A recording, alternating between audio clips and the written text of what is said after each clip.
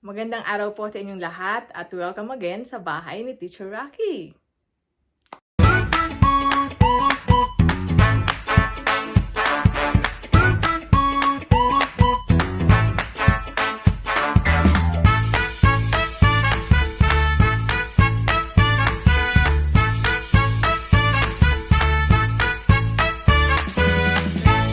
Ayan, so katulad ng nakikita nyo sa title ng video na ito, pag-uusapan natin ang bagong labas na eIPCRF para sa school year 2025 to 2026 bilang bahagi pa rin ng ating performance monitoring and evaluation system. Okay?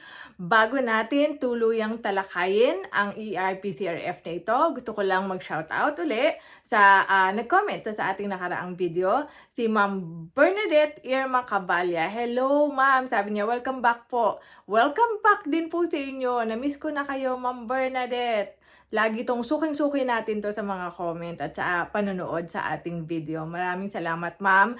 At isa pa, si Ma'am Edna Tesalona. Hello po, ma'am. Sabi niya, pa-share po. Ma'am, mag-message ka lang dun sa ating Facebook page. Doon po tayo nagsisend ng mga link or ng mga documents kung ano po yung gusto nyong i-share ko. Ano po, as of the moment, ang nagagawa pa lang natin ay yung mga templates po na gagamitin natin na bahagi ng annexes po ng DM089 series of 2025. Ayan. So, shoutout po sa inyong lahat. At kung sino po ang gusto pong magpa-shoutout, ibahagi nyo po dito sa comment section. Sabihin nyo na rin kung pangalan ng school nyo para ma-shoutout natin ang inyong mga school at mga co-teachers. Okay? So, going back sa ating topic for today. So, sabi ko nga, kalalabas lang po nung eIPCRF 2025 to 2026. Nung naglabas ang BHROD ng mga tools, hindi pa nakasama yung eIPCRF. Bago lang linabas ngayon yung eIPCRF. Sometime last week. Okay? So, yon, pag-uusapan na natin ngayon ang paano i-accomplish ang eIPCRF. Okay, so ito po yung link kung saan nyo makukuha yung bago nating eIPCRF 2025 to 2026. I-share ko tong link na to. You just have to request it on Facebook. I can send you the link para makuha nyo na tong eIPCRF. So when you open this, you just double-click this one, eIPCRF. Tapos, lalabas na tong screen na to So, ito yung bagong official electronic IPCRF tool. So, what you're going to do, i-download natin to para ma-edit natin. Kasi hindi natin siya ma-edit dito. View only lang to. So, download natin ganito, file, tapos download, tapos Microsoft Excel. So, i-download natin yan sa ating computer. So, tapos, pupunta tayo dun sa ating files. Okay? Puntahan natin yung files kung saan natin dinownload tong eIPCRF. So, dinownload natin siya. Ito siya. I-right-click lang natin dyan. Right-click. And then, punta tayo sa properties. Para ma-open natin siya, ha? Dito sa properties, under general, dito sa pinakamababa, security, this file came from another computer and might be blocked to help protect this computer. Lalabas to talaga sa inyo. Pag hindi natin to in-unblock, click that unblock, hindi natin mabubuksan yung file. Okay? So, i-unblock natin yung file na to, and then okay. Okay na yon? So, we can open the file now. So, let's try to open it again. Ayan na. So, ito na. Tapos, pag na-open na natin, enable content dito para mag-work siya sa computer natin. So, this is our official electronic IPCRF tool. Okay? So, pagbukas natin ito, kulay green ang makikita natin. Dito sa school year, wala tayong ibang mapipindot dyan kundi 2025 to 2026. Wala pang ibang ginagawa. Kahit na 3-year yung guideline natin, multi-year, isa pa lang ang binigay na IPCRF. So, dito tayo pupunta sa career stage. So, we're going to select the career stage. Andiyan na yung 4 na career stages, beginning towards proficient, proficient, highly proficient, and distinguished. So, pipiliin lang natin kung saan tayong career stage belong. Okay? So, pag tinignan nyo yan, pag proficient, okay, green pa rin. Pero pag pumunta tayo sa highly proficient, nagbabago na yung kulay, naging blue na. Okay? And then, pag pumunta tayo sa distinguished, naging pink na. Okay? So, yan yung pagkakaiba ng ating mga IPCRF. So, dahil hindi naman tayo sa distinguished, susubukan nating buksan yung beginning towards sa provision para lang makita natin at ma-demonstrate natin kung paano ginagamit itong IPCRF. Okay? So, after that, after choosing career stage, click Start. So, privacy notice, I authorize the personnel of Department of Education to collect, process, retain, and dispose my personal information in accordance with the Data Privacy Act of 2012. So, agree. Pag nag-disagree tayo, hindi natin mabubuksan yan. So, this is the demographic profile. So, if i-fill in lang natin to ng ating mga information para makaproceed tayo dun sa susunod na stage. Okay? So, ito na yung ating demographic profile, ano? So, ayan, i-fill in lang natin lahat ng mga white spaces. Pag may asterisk, ibig sabihin required. Pag required, hindi tayo makakalabas dito hanggat hindi natin fini-fill in. Most of them ay may mga, ano naman yan, may mga options, okay? So, pag clinic nyo, lalabas yung mga options niya to fill it in. Fill in lang natin ang ating mga data. And then, dito sa pangalawang side, area of specialization, i-click lang natin ang ating area of specialization. And then, yung ating strands. And, kung tapos na yan, finalize profile. And then, you're going to create a password para sa inyong profile. So, maglagay lang kayo ng kahit anong password nyo. So, that every time you open this, or kailangan nyo mag-edit, you can open it, okay? At walang ibang makakapag-open nito. Hindi ako sure, baka bigyan kayo ng designated password dito. Kasi isinasubmit to, kino-consolidate to, di ba? So, we will see. Ako, you can ask your IT, o kaya yung ating mga rater, ano? So, let's save it para makapunta tayo sa encoding part 1. So, ito yung encoding part 1. Privacy notice, of course, katulad ng inagree natin kanina. Instructions, part 1 shall be accomplished by the rater during the phase 3. Performance review and evaluation of the RPMS cycle. PMES na ito, ano? Fill in empty cells with needed information about the rater and approving authority. Okay? So, lalagyan lang natin to ng pangalan tong ating, lalagyan natin ng laman tong ating mga white cells. Okay? So, yung ating rater, last name, halimbawa ay si, gagamitin ko na yung aking, yung aking friend. Yan, si Madam Amuin. Okay lang, hindi magagalit sa akin. Close kaya kami. Shout out sa iyo, Madam Jocelyn. Okay, so siya ay, ang position niya ay Master Teacher. Pipili tayo dun sa drop down arrow. Master Teacher 2. Ito ka na ba? Sige, pre-remote na kita. Tapos lalagyan natin ng DepEd email, okay? Hindi yan ang totoo niyang DepEd email, pero hindi ko ilalagay dito syempre, di ba?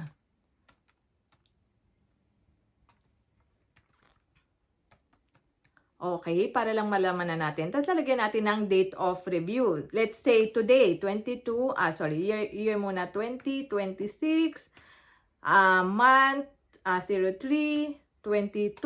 Okay, so yun yung date, kunwari, ng ating review, ano? So, pagdating dito, fill in natin lahat ng mga white cells. So, yung ating white cells dito for our COT1, kung makikita nyo, isang COT lang ang ipapasok natin sa IPCRF dahil isang classroom observation lang ang ni-require sa atin para sa school year na to. Hindi dalawa, katulad nung nasa guidelines natin, di ba? Dalawa. For unang classroom observation sa first and second quarter, and then another one on the third and fourth quarter. But naglabas ng bagong memorandum na for this school year, isa lang ang gagamitin na classroom observation. Okay? Kung gusto nyong malaman kung bakit, I can explain to you the memorandum na in-issue para sa interim guidelines dito sa ating DepEd Memorandum 089 Series of 2025 para sa taong ito. Pagkatapos ng taong ito, ifa-follow na natin kung ano yung mga nakasaad sa guidelines. Sa susunod na taon, 2 classroom observation na tayo. Siguro dahil, hindi ako sure ha, siguro dahil October na lumabas yung guidelines. Okay? So, hindi na natin siya magagamit para sa first and second quarter. Kasi tapos na yung first and second quarter, technically. Hindi ako sure. Pero labas sila ang DepEd ng memorandum na isa na lang classroom observation ang gagamitin natin for this school year.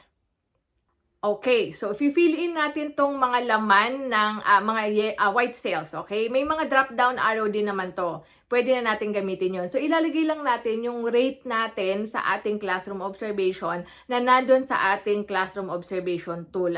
So for example, so ang ating beginning towards proficient teacher can only have the rating of 2 up to 6. So sabihin natin, ginalingan natin dyan, okay? Tapos dito is 5. Lalagyan lang natin ha, para lang makita nyo kung paano.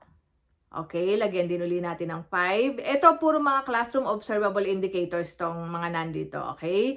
That is objective 1 hanggang 7. Puro mga classroom observable indicators to. Ay, sorry, hanggang 6. Okay, so classroom observable, hanggang 7 pala. Classroom observable indicators yan lahat.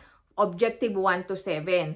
Tapos, yung objective 8 natin, ito ay non-classroom observable indicators na, okay? So, lalagyan natin to ng score. Ano ba yung naging score natin? Say, meron tayo diyang 5, okay?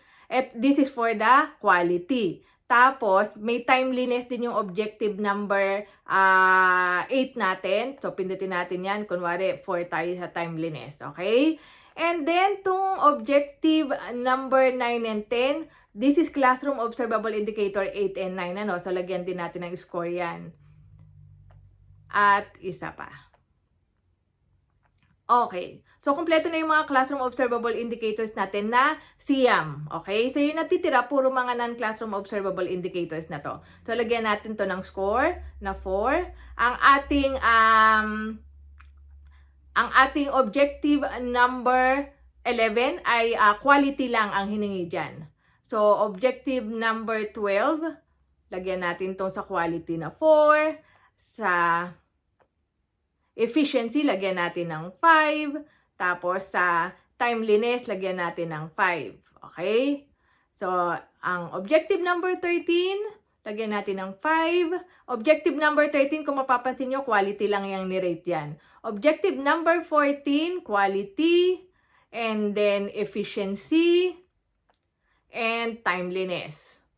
Kung mapapansin nyo ha, automatic na yan. Automatic na yan nag-compute yung ating score. So, meron tayong 4.105 na final rating and that is very satisfactory. Ilalagay lang natin dito yung date na in-observe tayo dun sa ating classroom observation. So, for example, that was December 2025. December, say, 10. Okay, so ilalagay natin yan. Nakalagay naman yun sa ating classroom observation tool, So, ito na yung ating part 1. So, lalagay natin dito yung approving authority. Bilang ako ay, for example, ay teacher 1 and I was rated by my, anong tawag dito? By my master teacher. So, ang approving authority ko ay yung principal. Okay? So, lagyan natin ng pangalan si principal. Okay, kunwari, yan ang pangalan niya. Tapos, first name ay Maria. Middle name ay Pedro. Okay. So, ayan na. So, lagyan natin ng position si approving authority. So, for example, siya ay principal 2. And then, lagyan natin ng DepEd email. So, kunwari, Maria Pedro de la Cruz. Okay? At deped.com. Okay? So, ayan na. Tapos na yung ating encoding part 1. So, pag tapos na yan, ipa-finalize na natin. Finalize part 1 para makapunta tayo sa part 2. Enter password, yung password na ginamit natin kanina.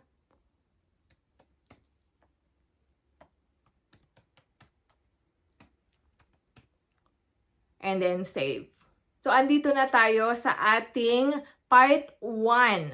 Okay? So, part 1 na tayo ng ating, this is the individual performance commitment and review form. So, nandyan yung mga details na linagay natin dun sa demographic at saka dun sa part 1. At makikita nyo lahat na in-encode natin sa part 1 ng mga score, andyan na din. Andyan na yan lahat hanggang sa objective 14. At nandyan na din yung ating final rating na very satisfactory. Okay? So, with that, okay na yan, wala na tayong problema. Punta na tayo sa part 2A. Okay, yung part 2A naman, ito yung core competency. So, katulad din ng dating ginagawa natin sa ating IPCRF, sa core competency, lalagyan natin score yung self-management. So, lagyan natin ng 4. Lahat ng 1 to 5 of this self-management. Ito naman ay sarili nating score. Of course, with the guidance ng ating rater, self-assessment to, okay?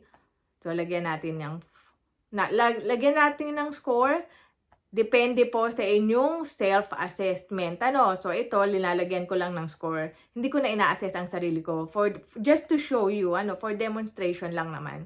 So, lagyan natin yan, okay? So, galing-galingan daw ako kunwari, dahil puro 4 and 5 lang ang score ko. Hayaan nyo na, nangangarap lang naman eh. Okay? Sample lang naman to. Sa results focus, lagyan natin ng di ba? Feeling natin, magpiling-pilingan tayo na tayo ay focus on results. Yan. Okay? So, teamwork. Okay? Let's assess ourselves as well. Magaling ba tayo makipag-teamwork? Tayo ba ay collaborative? Diba? So, lagyan natin ng score yan. This is self-assessment anyway. At isa pa. Okay, service orientation. Lagyan natin ng score. Service orientation.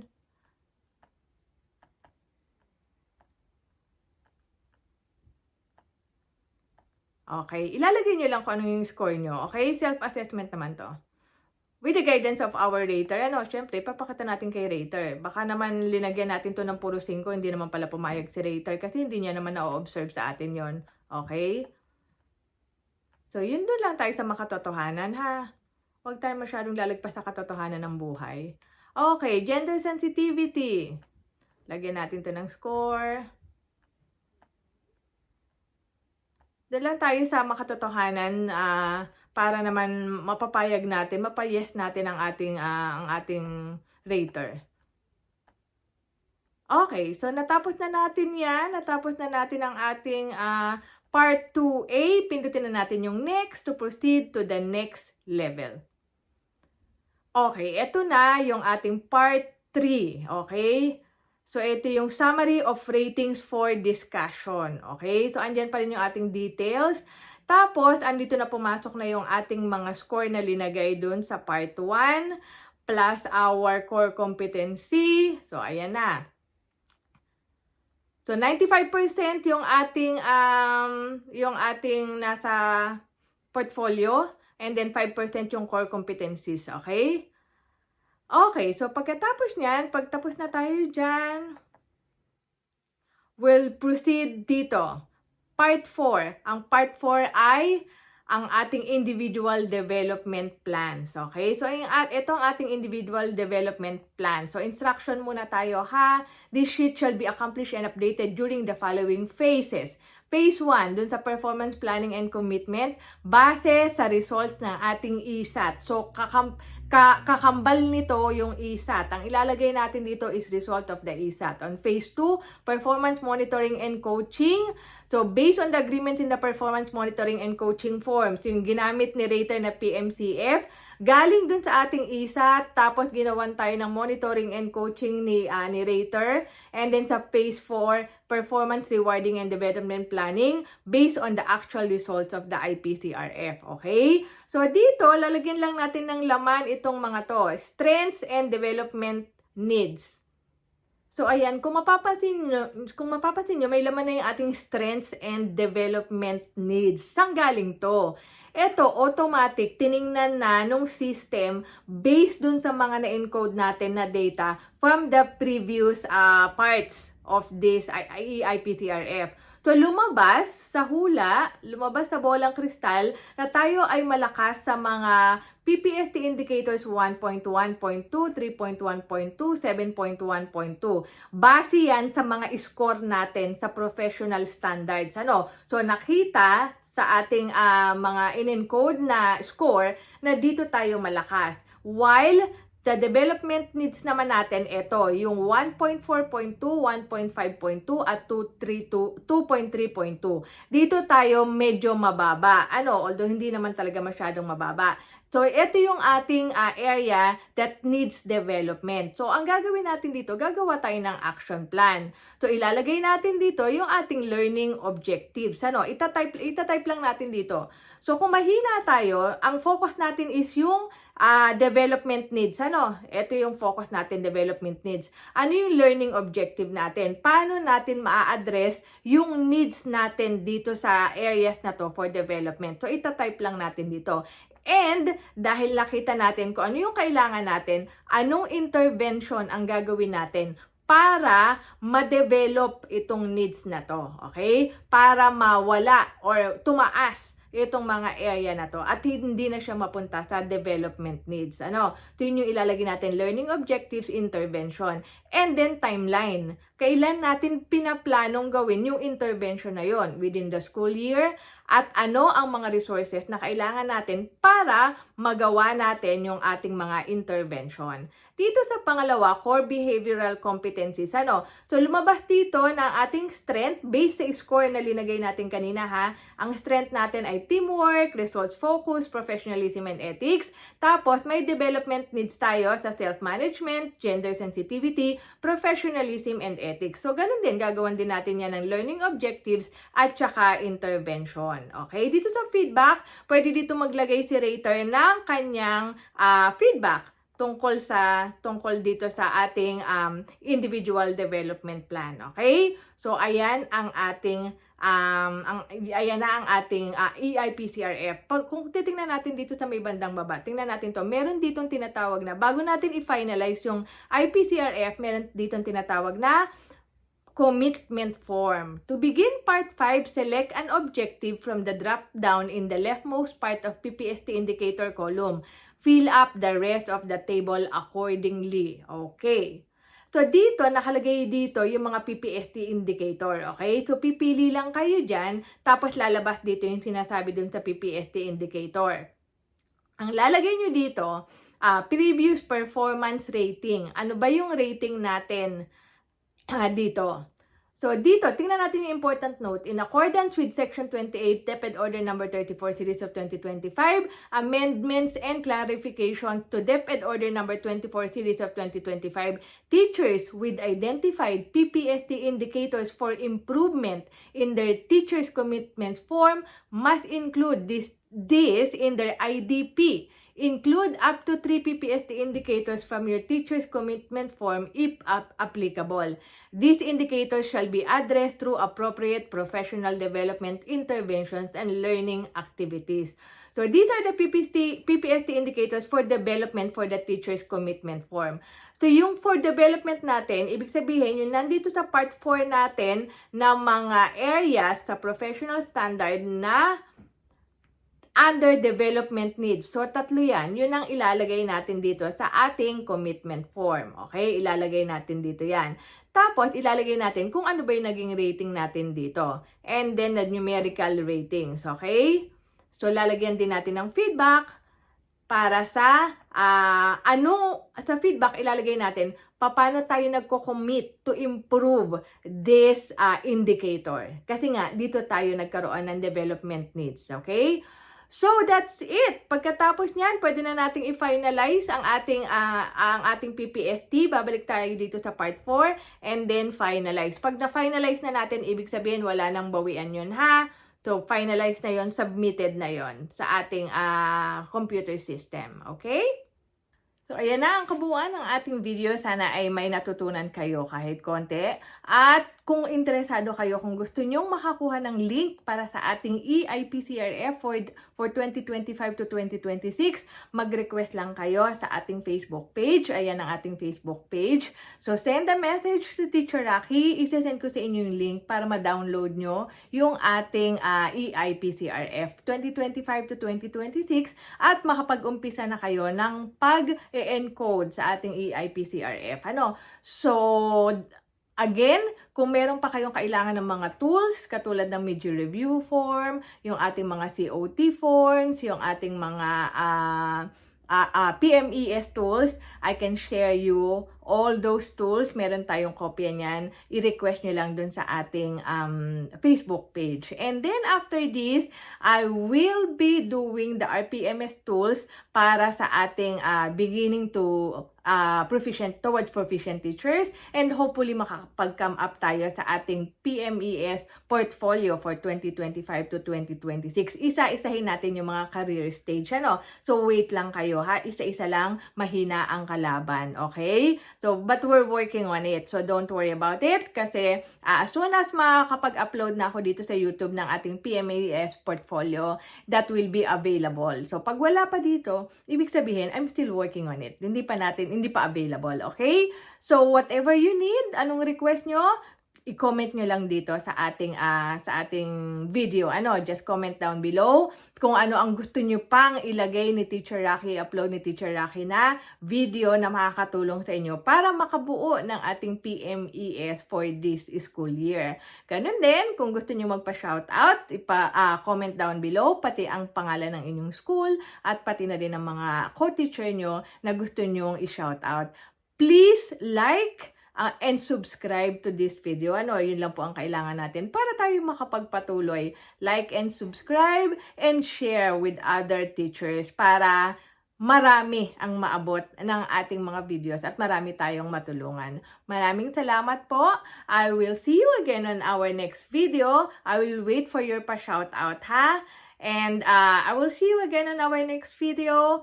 Stay happy, keep on smiling, and be kind to everyone. Bye!